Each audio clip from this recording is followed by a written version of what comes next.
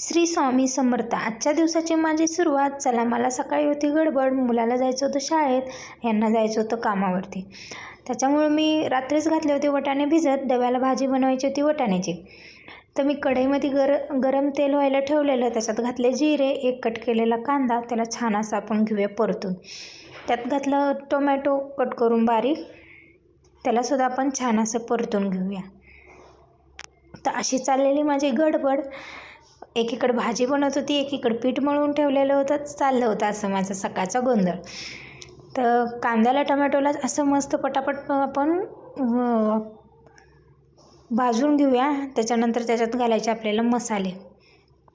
मी काही जास्त मसाले घालत नाही, आपला घरचाच मसाला घातला. थोडीशी हळद, कांदा छान असा भाजत आला, थोडीशी हळद आणि आपली घरातला कांदा लसूण मसाला मी हा फोडणीमध्ये घालते. आणि एका साईडला आलं लसूण खोबरंचं मी वाटण करून घेतलं होतं. मसालेसुद्धा छान असे परतून घ्यायचे, त्यातच घालायचं थोडंसं मीठ आपल्याला. वाटण आलं लसूण खोबऱ्याचं वाटण आपलं ते सुद्धा परतून घेऊया छान असं. वाटाणे तर मी कुकरला शिजवून घेतले होते. आपल्याला बनवायची होती वाटाणा बटाट्याची भाजी, झटपट होणारी अशी. छान असं वाटण आपण परतून घेतलं आहे पहा.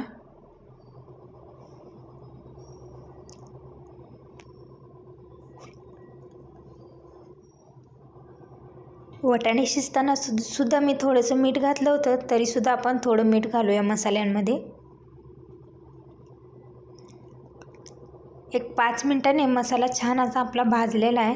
चला तर आता आपण शिजवून घेतलेले वाटाणे भाजीमध्ये घालून घेऊया. व्यवस्थित आपल्याला मिक्स करून घ्यायचं आहे.